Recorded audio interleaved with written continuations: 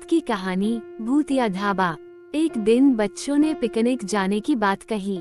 यह सुनते ही अंकिता की रूह कांप गई, क्योंकि उसे एक पुराना किस्सा याद आ गया। ये बात तब की है जब अंकिता 10वीं क्लास में पढ़ रही थी। एक दिन टीचर ने पिकनिक का प्लान बनाया था। अपने सभी दोस्तों के साथ अंकिता ने भी जाने के लिए हाँ कर दी। पिकनिक पर जाना था पावागढ़। पूरा स्कूल पिकनिक जा रहा था, इसलिए करीब 30 बसें सभी बच्चों को ले जाने के लिए तैयार थी। अंकिता अपने दोस्तों के साथ सबसे पीछे वाली बस में बैठ गई। सभी हंसते मस्ती करते हुए बस से जा रहे थे। तभी कुछ दूर जंगल के पास पहुंचकर उसी बस से तेज आवाज आई। ये वक्त रात के करीब 1:30 बजे का था।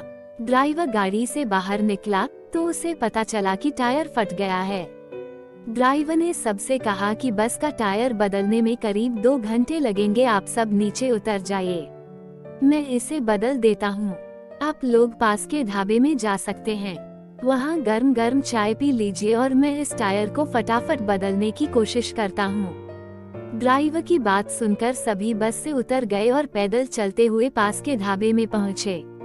वहाँ एक बूढ़ा व्यक्ति चाय बना रहा था।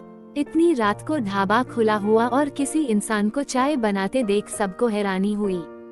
उस बूढ़े इंसान ने कहा, आप सब चाय पी लीजिए, यहाँ अक्सर लोगों की गाड़ी खराब हो जाती है, इसलिए मैं भी अपना ढाबा हरदम खुला रखता हूँ। आप जैसे राहगीरों को कुछ मदद हो जाती है। उनकी बात सुनकर सबने चाय का ऑर्डर दे दिया। उन्होंने कुछ ही देर में सबके लिए चाय बनाकर मेज पर रख दी। चाय पीते हुए अंकिता की आंखें एकदम ढाबे की छत की तरफ गई। वहां अंकिता ने एक औरत को सफेद रंग की साड़ी में खुले बाल लहराते हुए देखा। कुछ देर बाद वो जोर जोर से हंसने लगी।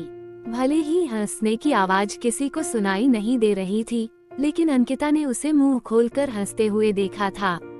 ये सब देखकर अंकिता ने डर के मारे आंखें नीचे झुका ली।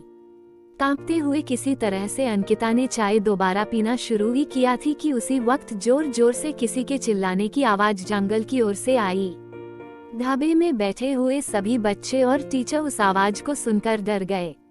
सबको डरा हुआ देखकर उस बूढ़े इंसान ने कहा कि मैं देखकर आता हूँ क्या हुआ है, आप लोग यहीं बैठे रहो। इतना कहकर वो आवाज की तरफ बढ़ गया। तभी एक लड़की को खून की उल्टी लगातार होने लगी। उसको देखकर सबकी हालत और खराब हो गई। उसी समय एक टीचर ने कहा कि तुम सब आग जलाओ और उसके बगल में बैठ जाओ। सबने मिलकर आग जलाई और गोल घेरा करके बैठ गए। टीचर ने सख्त लहजे में सबसे कह दिया कि अकेले कोई कहीं नहीं जाएगा। वैसे भी सब इतना डरे हुए थे कि अकेले कहीं जाने की हिम्मत हो नहीं रही थी। आग के पास बैठे बैठे 3 बज गए। तब कहीं जाकर वो बूढ़ा इंसान जंगल से लौट कर आया। उसने सबकी तरफ देखा और कहा कि उस चीख को सब भूल जाना, नहीं तो जीना मुश्किल हो जाएगा। इतना कहकर वो ढाबे के अंदर चला गया। तभी ड्राइवर भी टायर बदलकर बस लेकर ढाबे के पास पहुंचा। सभी लोग भगवान का नाम लेते हुए उस बस में बैठ गए। टीचर ने बस में बैठते ही सबको कहा कि कोई एक दूसरे से बात नहीं करेगा, सीधे सब सो जाओ। टीचर की बात मानकर सब चुपचाप बस में ही सो गए। उसके बाद पिकनिक स्पॉट पर पहुंचे और करीब 1 हफ्ते बाद घूमकर आ गए। पिकनिक में किसी ने दूसरे बस के बच्चों से उस रात के बारे में कुछ नहीं कहा, क्योंकि टीचर ने मना किया। लेकिन पिकनिक से लौटते ही सबने अपने दोस्तों और दूसरी क्लास वालों को इस भूतिया घटना के बारे में बताया। आज पिकनिक का नाम सुनते ही यही भूतिया ढाबे की कहानी अंकिता के मन में आ गई और बच्चों को पिकनिक भेजने से उसे डर लगने लगा।